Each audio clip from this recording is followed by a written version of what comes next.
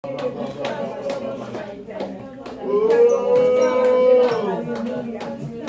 mon âme t'adore, Jésus, mon âme t'adore, Seigneur, mon âme t'adore, pour sauver le poisson t'adore.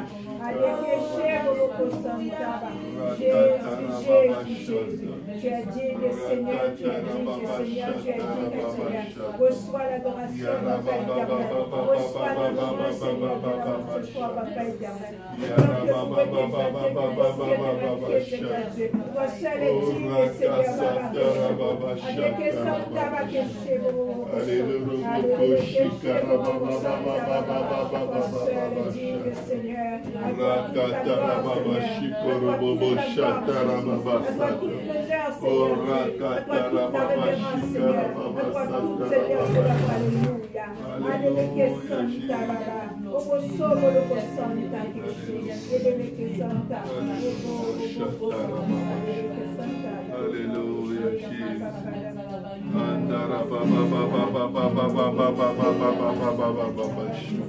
Alléluia,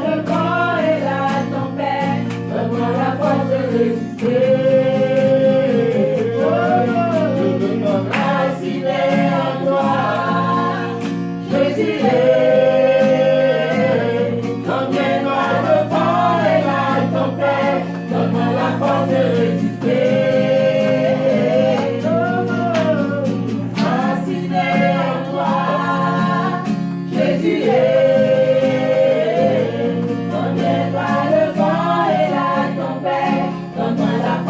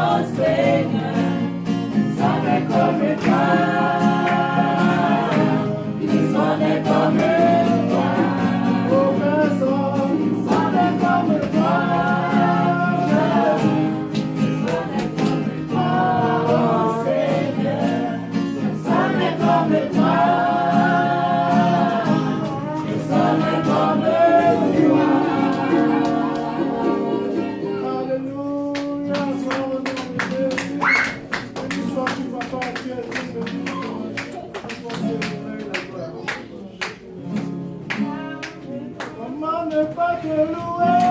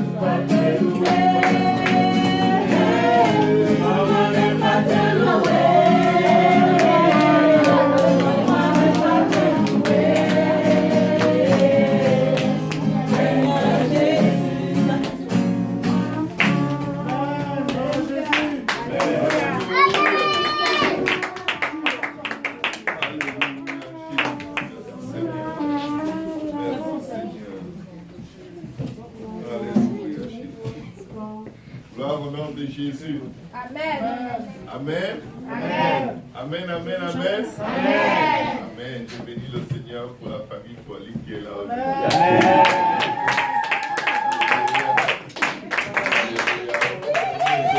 Ça se passe à Pierrefonds. Amen.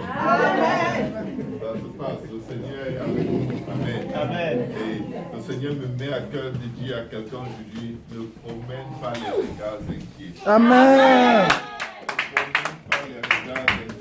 Dieu est au contrôle. Amen. Dieu est au contrôle. Je crois que maintenant c'est le temps des enfants. Amen. Amen. Je sens que Dieu m'a mis une parole à cœur pour quelqu'un. Mais on l'a apporté avec joie au Seigneur. Amen. Amen. Si vous n'avez pas, vous ne savez pas stresser. Dieu connaît le désir de votre cœur de donner. Et la prochaine fois, vous allez donner.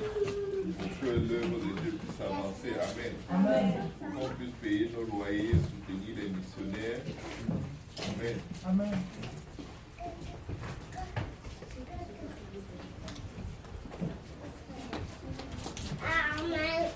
Je les enveloppes pour ceux qui ont envoyé. Lorsque nous devons nous allons prier le Seigneur.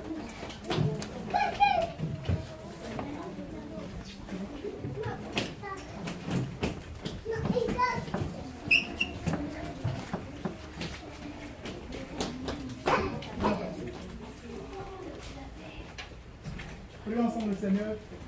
Père, nous voulons te bénir, nous voulons être infiniment reconnaissants pour le temps comme celui-ci. Merci Papa pour les enfants qui sont ici réunis pour t'adorer. Alors que nous apportons faire une partie de ce que tu nous as donné. Viens me bénir et l'utiliser Papa pour la puissance de ton œuvre. Pour voir à notre besoin afin que nous puissions donner davantage. Touche nos cœurs pour que nous puissions s'inscrire à ton œuvre. Et ton œuvre pour que ton œuvre grandisse Papa. Bénis tout le monde ici présent, bénis ce temps et les saintes adorations. Nous devons tous au nom de Jésus.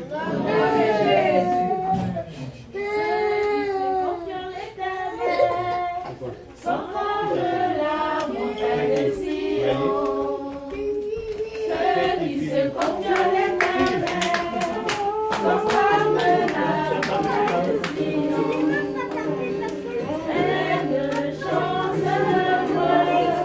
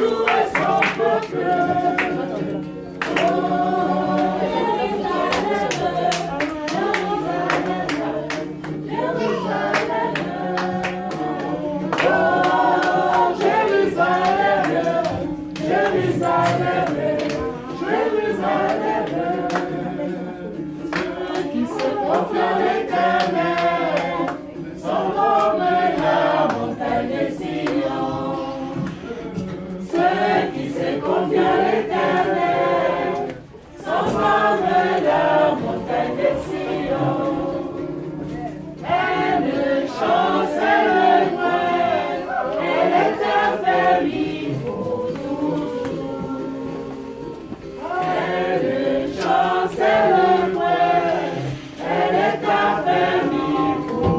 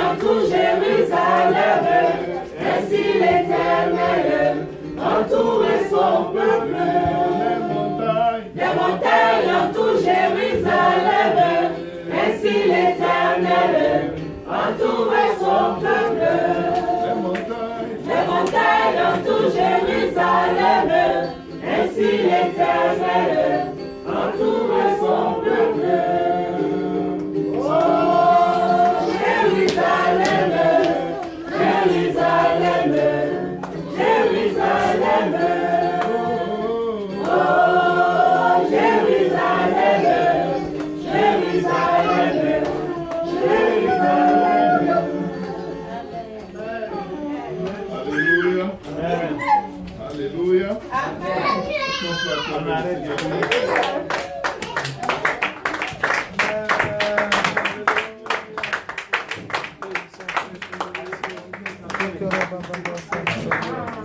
Comment de chaises de du Seigneur. Je ne sais pas qui a le panier des offrandes, je n'avais pas encore écouté.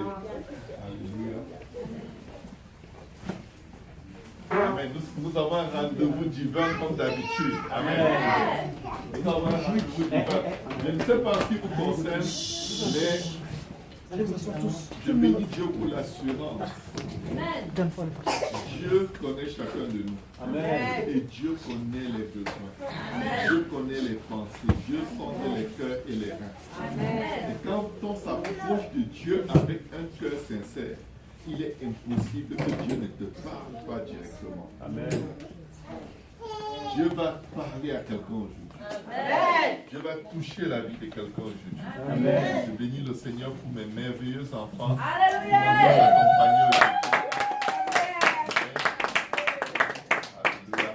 Dieu est en train d'opérer des grands changements dans ma vie, dans ma famille.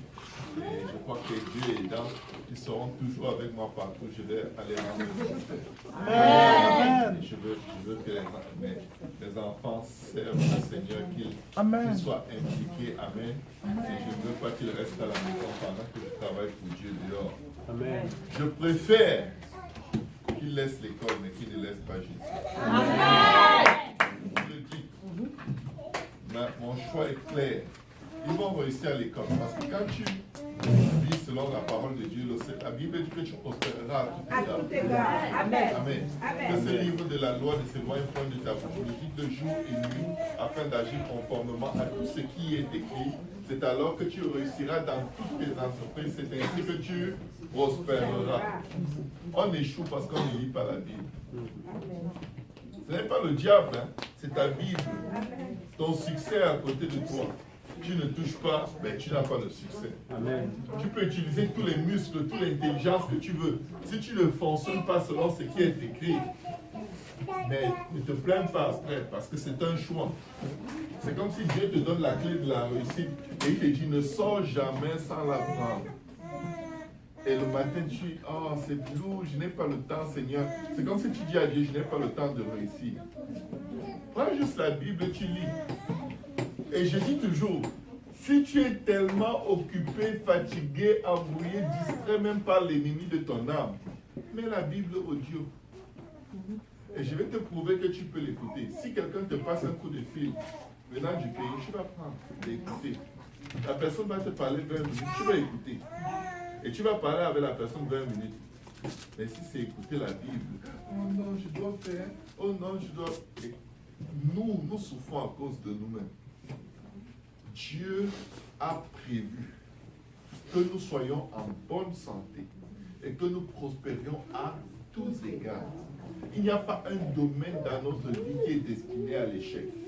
Mais quand tu laisses Dieu, sa parole, et tu veux sa provision, il te dit, mais le moyen le code secret pour ouvrir le coffre-fort de toutes tes bénédictions, des projets que j'ai formés pour toi avant que tu ne sois dans le sein de ta mère, c'est dans ta Bible. Lis seulement ta Bible. Lis et pardonne quand tu n'as pas envie de pardonner. Parce que le jour-là, quand tu vas lire, il va t'amener dans un passage qui te parle et tu pardonnes. Et le jour-là, tu n'avais pas envie de pardonner parce que l'ennemi a endurci ton cœur. Parce qu'il sait que si ton cœur est endurci et tu as des rancunes, il a le droit de voler toutes tes bénédictions. Tu es hors des voies de Dieu avec la colère, avec la rancune, avec la jalousie, avec les envies, avec les comparaisons. Est-ce que vous savez que le simple fait que une femme compare son mari au mari de quelqu'un d'autre, c'est déjà grave. Comment je fais pour me retrouver là? C'est déjà grave. Ce n'est pas bien aux yeux de Dieu. Parce que chacun va récolter dans son champ. Le gazon est vert chez le voisin parce que le voisin arrose son gazon. Si ton gazon n'est pas vert, au lieu de vouloir le gazon du voisin, arrose ton gazon. Amen. Un sème, l'autre arrose et Dieu fait grandir. Amen. Mais je suis venu dire à quelqu'un aujourd'hui de la part du Seigneur, ne promène pas les regards inquiets. Est-ce que vous êtes déjà arrivé dans la vie de désirer quelque chose? Vous êtes tellement inquiet. Vous vous faites tellement de soucis pour cette chose. Finalement, ça ne marche pas. Et un jour, alors que vous ne vous y attendez pas, vous n'y pensez même pas, ça se produit tout seul. Aucun effort, aucune pensée, aucune inquiétude, aucune prière même. Ça arrive. Pourquoi? C'était le temps de Dieu. Amen. Quand le temps de Dieu te trouve au bon endroit, la volonté de Dieu s'accomplit. Amen. Si tu es au mauvais endroit, la volonté de Dieu pour ta vie ne va jamais s'accomplir. Jamais. Amen. Je connais des gens, quand on était en Allemagne, ce que certains étudiants allaient faire pour avoir des papiers, c'était faire un enfant et faire reconnaître l'enfant par un Allemand, un itinérant, quelqu'un qui n'a pas la tête. Il dit seulement, bon, je reconnais, je suis le père. Ça donnait automatiquement les papiers à l'enfant comme allemand et à la mère. On ne faisait pas les tests de paternité à cette époque.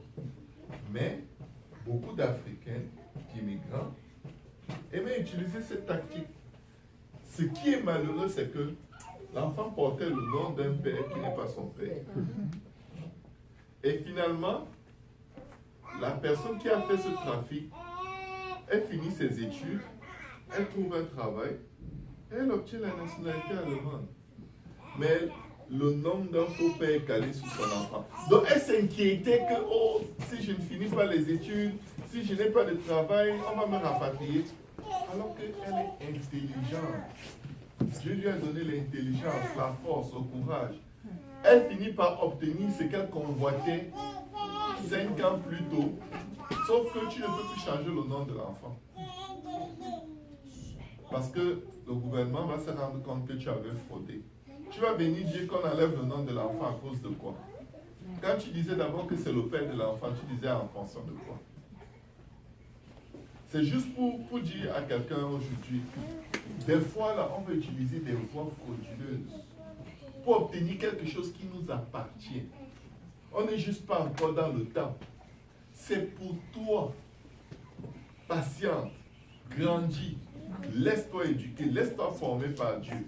Et au temps convenable, il va te donner ce que ton cœur désire. Parce que tu seras mature, suffisamment mûr pour pouvoir garder. C'est comme si une de mes filles commence à s'inquiéter. Est-ce que je vais me marier? Est-ce que je vais me marier? Oui, mon enfant, à ton âge, même si tu sais que tu vas te marier, ça change quoi? Imaginez qu'à 14 ans, 15 ans, une fille commence à s'inquiéter si elle va se marier. Qu'est-ce qu'elle va faire? Elle va commencer à essayer de séduire les hommes. Et devine quoi? Peut-être à 15 ans, elle va être enceinte. Va marier avec un bébé parce qu'elle s'inquiétait à 15 ans. Est-ce que je vais me marier? Finalement, à 20 ans, elle se marie. C'était quoi l'aventure que tu as fait tout le temps avant là? Ça t'a servi à quoi? Juste être avec un bébé que tu auras dans les mains et tu seras toute ta vie en conflit avec son père ou avec sa mère à gauche ou à droite. Je ne sais pas pourquoi j'ai dit ça. Il y a quelqu'un qui s'inquiète trop et qui prend des mauvaises décisions à cause de l'inquiétude.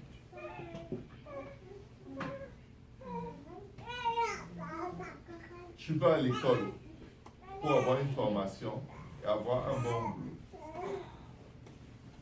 C'est normal. Tu ne veux pas être formé. Dans la société dans laquelle nous vivons aujourd'hui, ça te prend une bonne formation pour espérer avoir un travail décent. Ta formation ne te garantit pas l'emploi. Il y a des gens qui ont fait des formations d'infirmiers alors qu'ils vont travailler toute leur vie comme concierge. Et ils ont fini leur formation d'infirmier, ils ne trouvent jamais de travail. Jamais, jusqu'à ce que la validité de leur formation périsse. Quand je suis arrivé au Canada, à Alexis Nyon, j'habitais, je connaissais quelqu'un qui était à sa 5e formation. Il a tout fait. Infirmier, chauffeur de camion, chauffeur de bus. Il a tout fait. Mais il y a une chose qu'il a oubliée. Dieu ne l'avait pas déplacé de son pays pour. Ce n'est pas pour venir courir après ça. Il y a l'argent dans nos pays. Nos pays sont plus riches que le Canada. Je vous dis, nos pays sont plus riches que ce pays où on est. Riches en ressources, riches en tout. Et il y a des gens là-bas qui servent Dieu, qui prospèrent dans tout ce qu'ils font. Et tu leur donnerais la citoyenneté canadienne pour tout l'or du monde. Ils vont te dire non merci. Je suis bien dans la volonté de Dieu. Il n'y a rien qui vaut la volonté de Dieu pour nos vies. Si on te donne 1 million et que ce n'est pas la volonté de Dieu, tu es pauvre. Si on te donne un diplôme et ce n'est pas la volonté de Dieu, ça ne te sert à rien. La volonté de Dieu vaut mieux que tous les plaisirs de la terre. Vaudrait mieux souffrir dans la volonté de Dieu que de paraître riche hors de la volonté de Dieu. Amen. La volonté de Dieu est clé dans tout ce que nous voulons faire. Nous devons chercher la volonté de Dieu. Et le seul moyen de vraiment chercher la volonté de Dieu, c'est de renoncer à sa volonté. Parce que quand tu es déjà rempli de ta volonté, tu vas chercher la volonté de Dieu. Il n'y a plus de place. Amen. Je sais que ce n'est pas facile, mais voici ce que le Seigneur me met à cœur de dire. C'est dans Ésaïe 41. Mais toi, Israël, mon serviteur, Jacob, que j'ai choisi, race d'Abraham que j'ai aimé. Est-ce qu'il y a des enfants d'Abraham ici? Amen. Amen. Je ne vois pas quelqu'un ici qui va dire qu'il n'est pas enfant d'Abraham. Nous sommes fils d'Abraham par la foi en Jésus-Christ. Automatiquement, nous avons un autre grand-père qui n'est pas notre grand-père qui est au pays.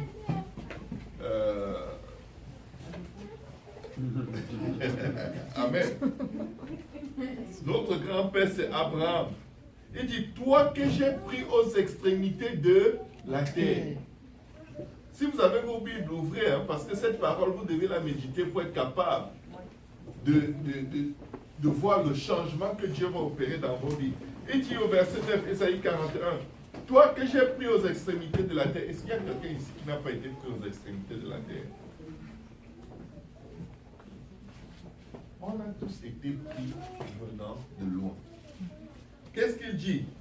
Et que j'ai appelé d'une contrée lointaine, à qui j'ai dit, tu es mon serviteur, je te choisis et ne te rejette point. Dis à ton voisin, Dieu ne te rejette point. Et tu ne crains rien, car je suis avec toi. Ne promène pas les regards inquiets, car je suis ton Dieu. On est inquiet parce qu'on ne croit plus que Dieu est notre Dieu. On a l'impression que Dieu, c'est une idée. C'est quelqu'un qui est là juste pour punir le péché. C'est quelqu'un qui est là, il est bon seulement pour le jour du jugement. Mais sur la terre, il nous a abandonnés. Mais il te dit, ne crains rien. Les craintes te font prendre les mauvaises décisions.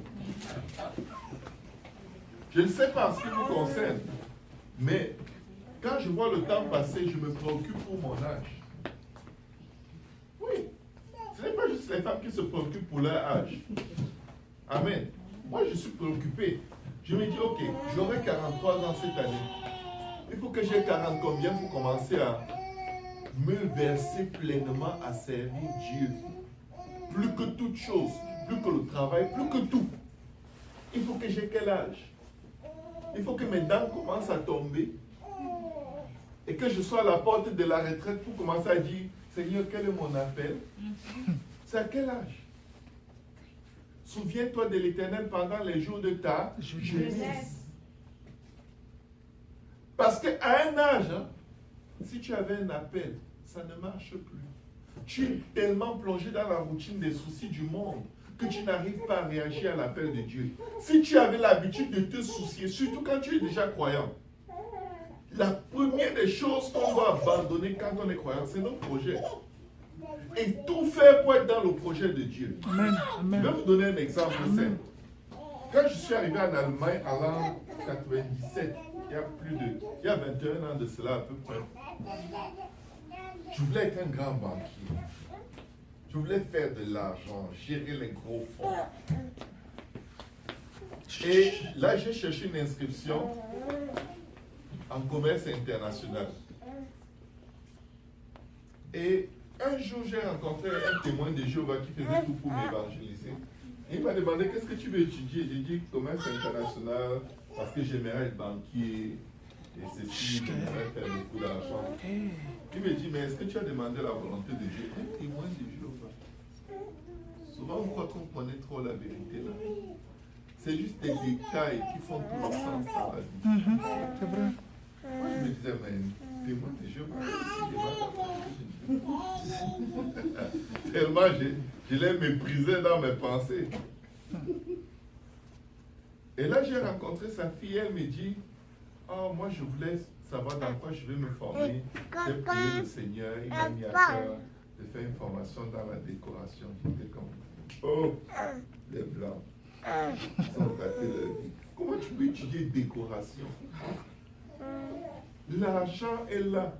Tu es allemand. Je me disais ça dans ma tête. Et je me disais, ça, c'est pas des gens bien. Si chercher la volonté de Dieu, c'est fini dans les boulots de décoration. Je crois que je préfère me battre et Dieu va me diriger à un chemin. Et je lui ai dit, non, Dieu sait. Dieu peut aussi m'utiliser, même si je suis banquier, même si je fais beaucoup d'argent. Le Seigneur me mettait à cœur, étudier les langues. Parce que je parlais couramment espagnol comme je parle français. Je parlais tellement bien l'espagnol. Et là, je me suis dit, ah, les langues. Quand j'ai commencé à chercher une inscription, je n'arrivais pas à obtenir. Finalement, j'ai obtenu une inscription dans les langues en traduction. D'accord. Et au même moment, j'ai obtenu une inscription en commerce international. Je me suis dit, le choix est clair. Les langues, c'est pour les femmes. Moi, je m'en vais faire commerce international. Je suis allé m'inscrire, tellement fier, tellement sûr de moi. J'ai pris l'inscription à l'université des langues. J'ai balancé quelque part dans une armoire, dans ma chambre. Me voilà en commerce international. Les stars de l'université. On fait les examens, je suis en feu. Les résultats viennent. J'échoue 9 sur 10. 9 examens sur 10. L'échec a commencé à venir. Que tu veux être banquier, on va faire la banque. Deuxième. La banque des échecs. J'ai même failli échouer les examens en français. J'étais le seul francophone.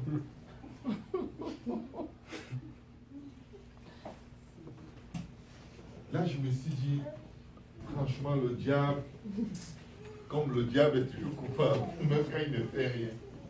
Deuxième semestre, catastrophe. Sur peut-être 7 examens, je passe juste 2. Et si je reprenais ces examens que je ratais pour la deuxième fois, une seule fois, et j'échoue encore, on me bannissait. Qu'est-ce que j'ai fait? J'ai changé d'université pour mettre le compteur à 0. J'arrive là-bas, la même chose. Premier semestre. Deuxième semestre, la même chose. Je suis rentré chez moi. Je suis tombé sur mes cheveux. J'ai pleuré comme un bébé. J'ai dit, Seigneur, même si c'est toi qui viens dans ma chambre me dire, va faire commerce international, en tout cas, moi je n'irai pas. Même si tu envoies un ange, m'envoyer encore là-bas, c'est fini. Et là, j'entends la grosse voix de Dieu qui me dit, Mais je t'avais demandé d'étudier les langues. Tu n'as jamais été dans ma volonté. Une année de ma vie en Allemagne. Je me suis répandu devant le Seigneur. J'ai dit, Seigneur, si c'est vraiment toi qui me parles, et là les délais d'inscription étaient passés. On devait s'inscrire jusqu'au mois de mai quelque part. Là on était presque en juillet. J'ai dit, si c'est vraiment toi Seigneur, il faut que j'aille demander une inscription pour le mois de septembre. Si c'est toi qui me demandes d'y aller, on va me prendre. Et là, j'entends une voix qui me dit, cherche un formulaire d'inscription dans tes armoires, parce que j'en avais plein, que je balançais là tout le temps, parce que je postulais, j'essayais de m'inscrire partout. J'envoie ma main dans mon armoire, dans un tas de documents. Je tombe sur mon inscription en traduction, qu'on m'avait donné 2 ans plus tôt, et j'ai jeté. Je retombe sur la même admission, avec un formulaire pour le choix des matières.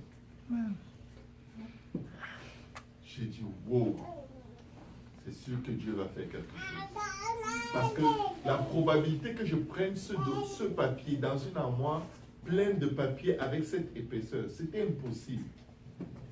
Je suis allé le lendemain demander l'inscription. On me dit, c'est correct, on va te prendre. Les délais étaient passés de plus de 6 semaines. Je me suis inscrit en traduction. Je vous dis ce que je vous dis est vrai. Je n'avais même pas besoin de venir au cours. J'ai passé des examens avec une facilité terrible.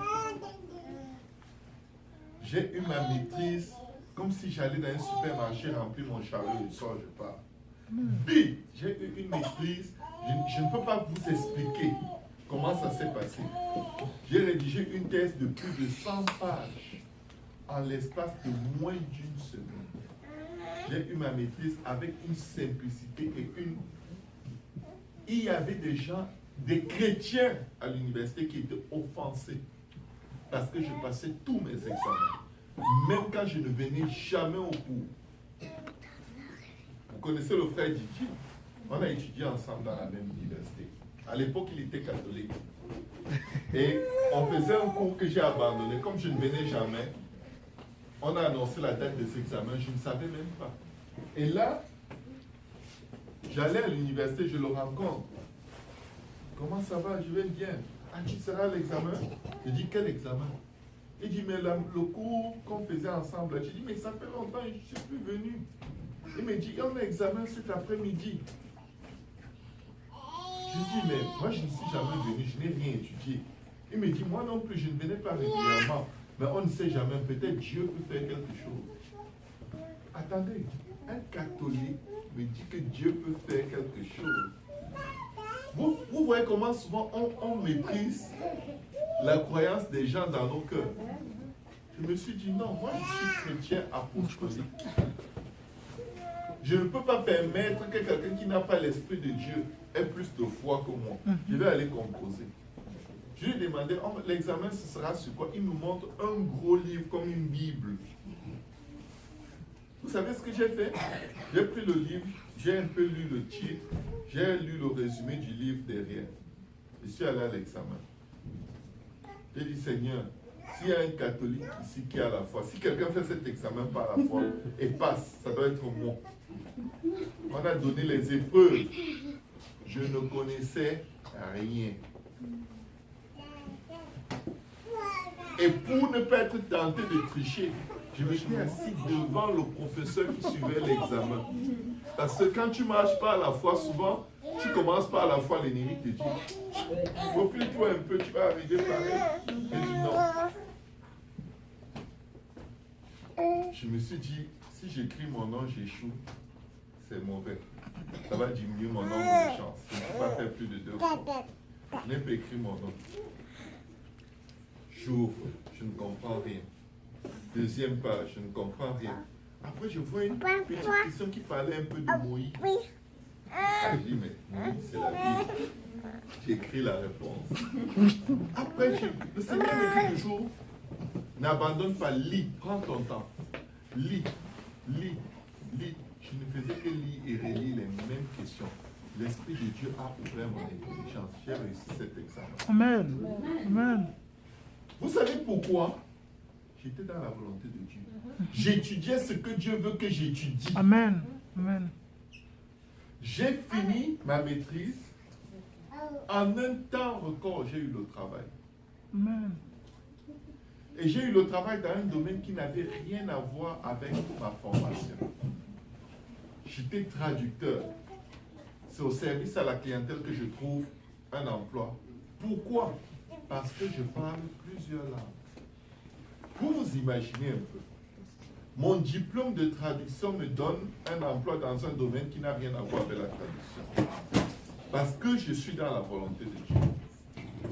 Et c'est comme ça que jusqu'à ce jour, j'ai travaillé dans ce domaine par la grâce de Dieu, parce que je suis dans la volonté de Dieu. Amen. C'est juste pour dire ceci. Ce n'est pas parce que quelque chose marche pour tout le monde que tu vas te forcer dedans et ça va être le tien. Il y a des gens qui sont nés pour être cultivateurs. Et s'ils savent ranger leur vie à l'exploitation des terres agricoles, ils vont prospérer plus que tout le monde. Amen. Il y a plein de cultivateurs qui sont maçons dans des chantiers et ils sont pauvres toute leur vie. Pourquoi? Parce qu'ils sont hors de la volonté de Dieu. Parce que ce n'est pas ton boulot que tu fais ou les études que tu fais qui vont te garantir un lendemain meilleur. C'est la volonté de Dieu dans laquelle tu es qui te garantit que tu vas prospérer. Amen. Amen. Est-ce que quelqu'un me suit? Amen. Dieu a un plan. Moïse, quand il tuait l'Égyptien, il n'était pas dans la volonté de Dieu. Dieu avait appelé Moïse pour délivrer le peuple d'Israël de l'Égypte, mais pas en tuant un Égyptien. Juste parce qu'il s'y est pris un peu plus tôt que le temps de Dieu, il a marché dans sa propre volonté. Ça lui a causé 40 ans de formation de berger. Et il en avait besoin. La Bible dit que toute chose concourt au bien de ceux qui aiment Dieu. Si aujourd'hui tu as l'impression que tu es hors de la volonté de Dieu, ne t'inquiète pas, demande à Dieu de diriger tes pas. Tu t'inquiètes, ça ne sert à rien. Tu regrettes, ça ne sert à rien. Tu es déjà hors. Qu'est-ce qu'il faut? C'est revenir à la façon de Dieu. Parce que si tu reviens aussi à ta façon, c'est encore un autre trouble. Jonas, hors de la volonté de Dieu. Quand ça va mal, on lui demande qu'est-ce qu'il faut faire. Il dit jetez-moi dans l'eau. Il dit jetez-moi encore plus hors de la volonté, là où Dieu ne va même pas pouvoir me sauver. Il ne savait pas que Dieu est le propriétaire de tous les gros poissons. Amen. Il leur avait dit faisons seulement demi-tour avec le bateau. Dès que le bateau allait changer de direction, la tempête allait s'arrêter. C'est vrai. Mais il a toujours voulu suivre ses propres voies pour sortir d'un endroit où il était hors de la volonté de Dieu. Vous vous rendez compte à quel point souvent marcher dans nos propres voies peut être destructif. La volonté de Dieu, il n'a dit nulle part que ça va être facile parce que tu es dans sa volonté. Mais il va toujours te faire prospérer, même au milieu de la difficulté.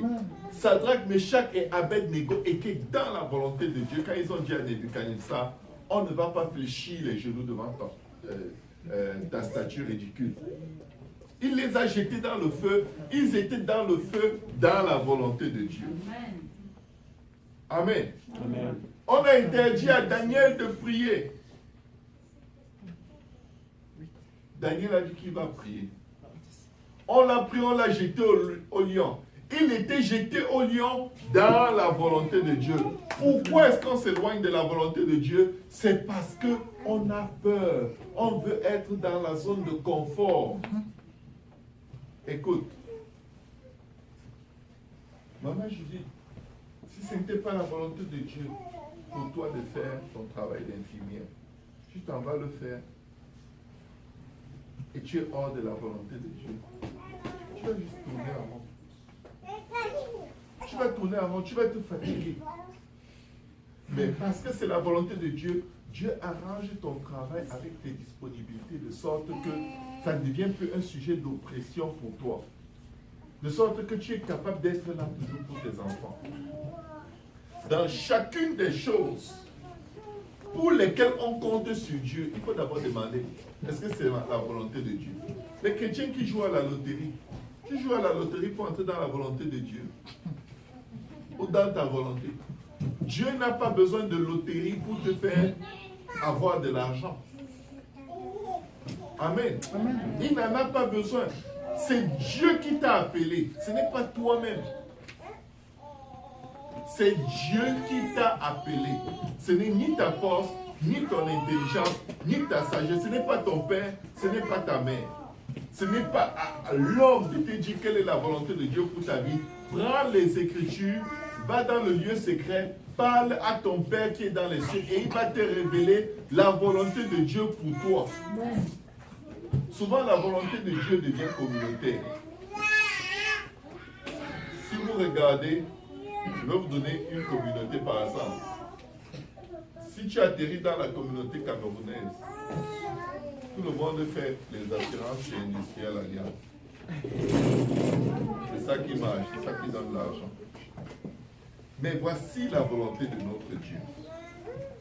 Il dit, ne crains rien car je suis avec toi. Que cette parole rentre dans le cœur de quelqu'un aujourd'hui où tu as l'impression d'être hors de la volonté de Dieu, être au mauvais endroit, être dans la souffrance. Que cette parole te parle. Ce n'est pas un homme qui t'a mis là où tu es. Même quand tu te trompes, Dieu peut se glorifier dans tes erreurs. Amen.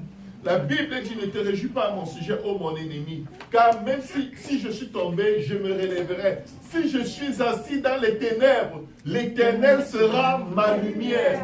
Il faut réclamer la partie où Dieu a dit qu'il va se glorifier, même au milieu de tes ténèbres. Ce n'est pas Dieu qui t'a envoyé dans les ténèbres. Mais si tu es dans les ténèbres, il dit qu'il sera ta lumière. Amen. Amen. Ce n'est pas Dieu qui t'a fait tomber. Mais si tu es tombé, Dieu te dit que tu vas te relever. Amen. Amen. Parce que peu importe les situations dans lesquelles nous nous trouvons, à la fin, nous voulons seulement que la volonté de Dieu s'accomplisse. Amen. Peu importe les erreurs, les mauvais calculs qu'on peut faire. Papa Joël, Papa Jonah, par exemple, qui se sont achetés une maison. Je vais vous dire, il faut vous parler directement. Ne laissez même pas une seconde dans votre vie où vous dites, oh, on n'aurait pas dû. Tu me suis, papa. Maman, n'arrivez pas à un endroit où dit, on aurait dû attendre. Non. Si vous voulez voir Dieu agir en puissance, vous devez savoir oser dans la vie. Amen. Amen. Amen. Vous devez savoir oser. Amen. N'acceptez jamais la zone de confort comme étant un meilleur endroit que l'endroit où vous avez les problèmes. N'acceptez jamais. Oui, vous avez osé. Oui, peut-être ceci. On s'en fiche. On veut juste la solution maintenant. Amen. Et la solution, c'est la provision de notre Dieu. Amen. Ne laissez pas les choses vous enlever le sommeil. Ne laissez pas les calculs d'argent vous empêcher de dormir. Ne laissez pas les situations de santé vous amener à vous inquiéter. Oh, on va faire comment maintenant? C'est serré. Et ce n'est pas serré, ce serait toujours serré d'une autre façon. Amen. C'est vrai. Amen. En toutes ces choses, nous sommes plus que vainqueurs. Parce que nous ne comptons pas sur nous, nous comptons sur Dieu. Qu'on prenne les bonnes ou des mauvaises décisions, à la fin, tourne-toi et lève les yeux vers la montagne, d'où te viendra le secours. Parce que le secours te vient de l'Éternel qui a fait les cieux et la terre. Il savait que tu allais prendre ces décisions. Il savait que tu allais suivre ces voies même erronées. Mais il savait que à cause de cela, tu allais le chercher et il allait t'amener à une autre dimension. Amen. Je sais que tu seras calme. Amen. Dans ton domaine, à Montréal, près de ta famille. Pour les papas qui sont partis, ça fait des grands camps d'entreprises qui sont en train de chercher les miettes de la société. C'est des grands hommes. Amen. Ils sont ceux qui doivent diriger ce pays. Amen. Ils Amen. ne savent juste pas. Le Seigneur dit que son peuple périt par manque de connaissance. Je vous dis, nous sommes la tête et non la queue. Amen. Peut-être vous, vous ne le croyez pas pour vous, mais moi, je le crois pour moi. Amen. Amen. Je vous le dis. C'est vous qui allez ouvrir les portes des meilleurs emplois à vos frères et à vos sœurs. Dans ce pays, Au nom de vous Jésus. êtes qualifiés, vous êtes capables Amen. de servir le Dieu qui possède. Alléluia. Le Dieu qui a fait les cieux et la terre. Alléluia. Ne vous inquiétez pas. Amen. Battons-nous pour marcher dans Amen. le Dieu. Amen. Battons-nous pour faire confiance à Dieu. Amen. Dis Seigneur, même si j'ai fait une erreur, je te fais confiance. Amen. Amen. Regardez Samson. Il a vécu dans la débauche. On lui a crevé les yeux, on l'a battu, il était emprisonné. C'était de sa faute. Il avait l'onction de l'Éternel sur lui. Il a perdu. Il pouvait rester dans la prison tout le restant de ses jours à dire, oh, je mérite ma souffrance. C'est de ma faute, j'aurais dû écouter. Écoute, si tu n'as pas écouté, tu n'as pas écouté. C'est vrai. Quand j'aurais dû, est-ce que tu as déjà vu quelqu'un qui dit, j'aurais dû venir plus tôt, et là, le temps fait marche arrière, et après il vient plus tôt. Ça ne va jamais arriver.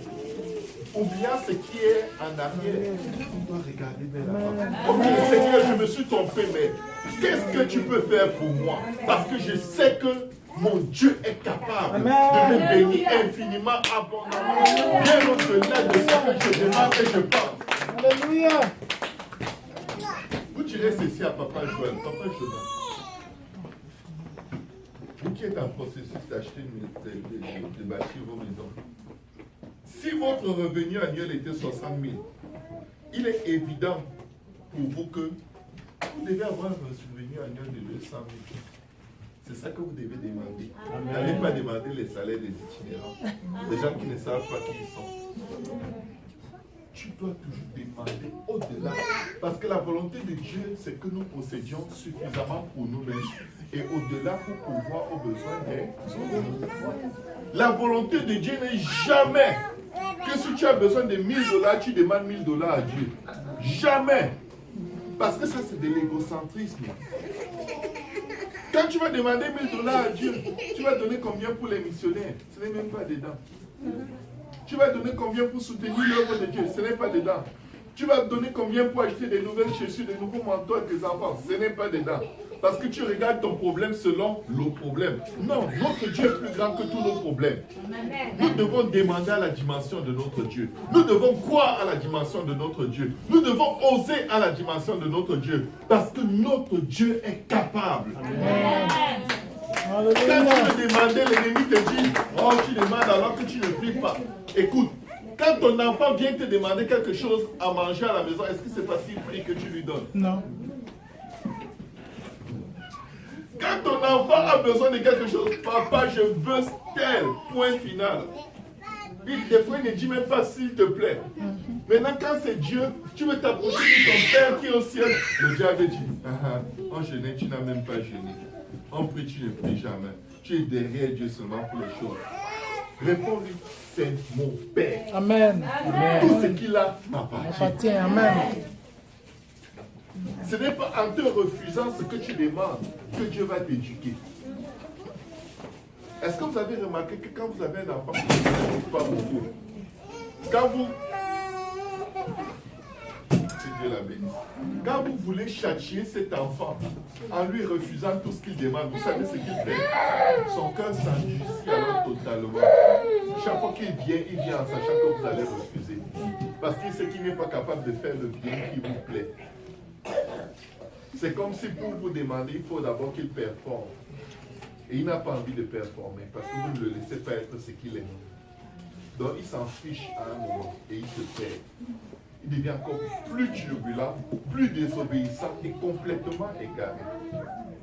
Mais quand un enfant connaît ta fidélité, c'est facile de mettre la parole de Dieu dans son cœur. C'est bien de récompenser nos enfants, mais il faut savoir donner à nos enfants pour rien. Pour rien. Juste parce que c'est ton enfant, tu donnes. Et tu donnes le meilleur. Il y a un temps pour les récompenses, mais il y a un temps pour témoigner à l'enfant. Je t'aime juste parce que tu es mon enfant. Je te donne juste parce que tu es mon enfant. Je n'ai pas besoin que tu sois parfait. Je veux juste que tu continues de valoriser le fait que tu es mon enfant. Amen. Est-ce qu'on peut acclamer le Seigneur?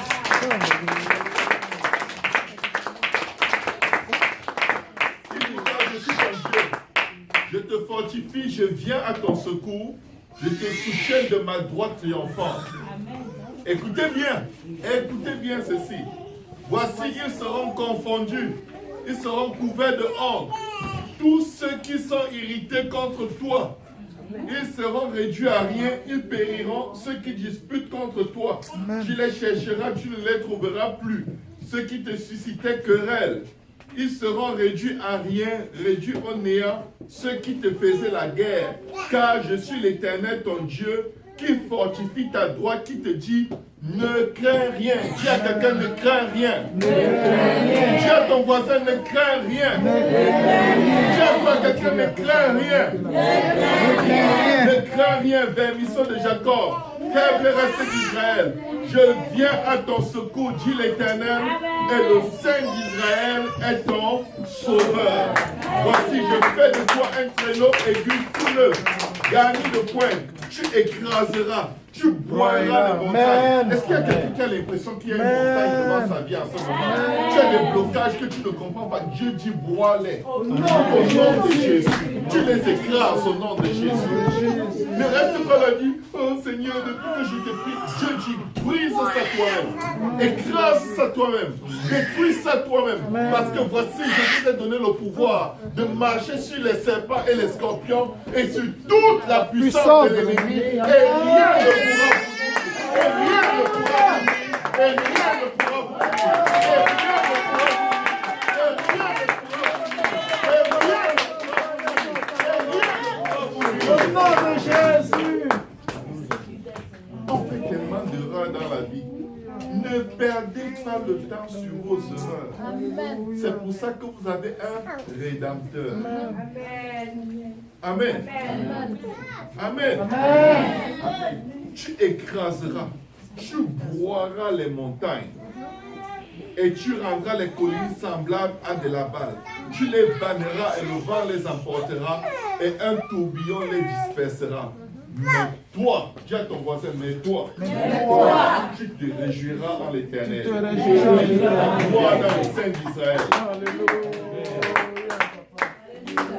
Ça, c'est la parole de Dieu pour nous. Ça, c'est la parole de Dieu pour nous. Ça, c'est la parole de Dieu pour nous. Et c'est cette parole qui va s'accomplir au nom de Jésus.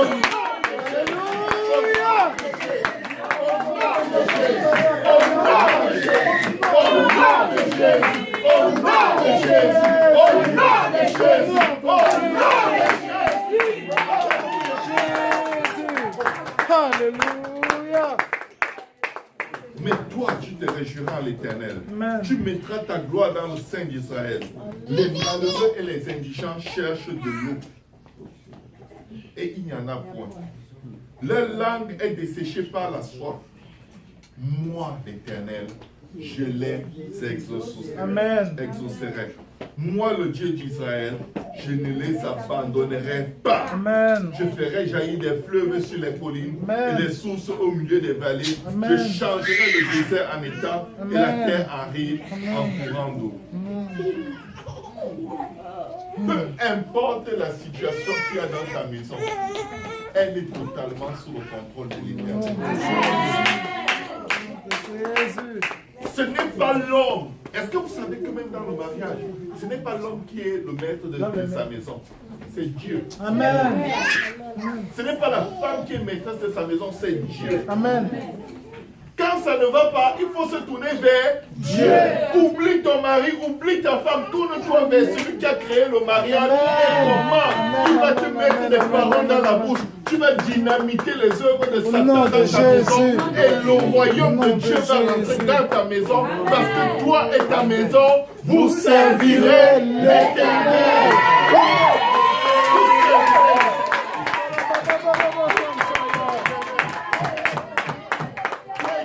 Vous ne servirez pas ton mari, vous Pour toi et ta maison, vous ne servirez pas ta femme.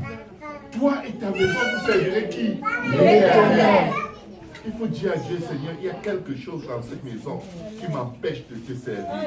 Montre-moi comment me voyer.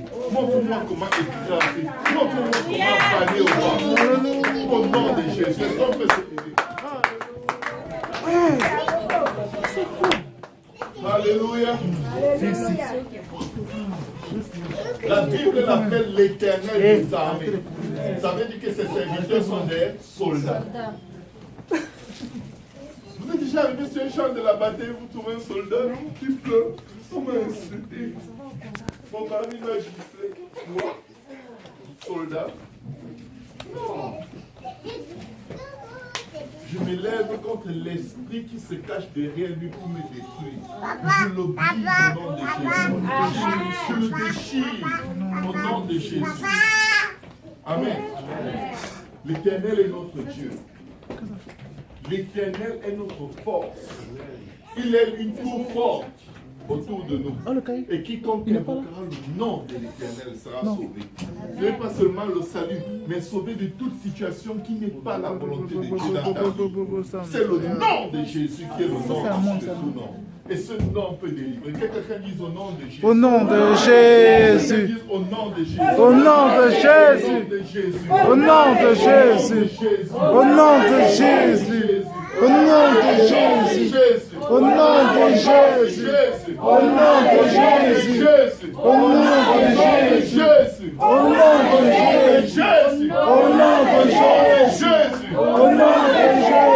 On va prendre toute la foi que nous avons. On va prendre tout le zèle de l'Éternel que nous avons.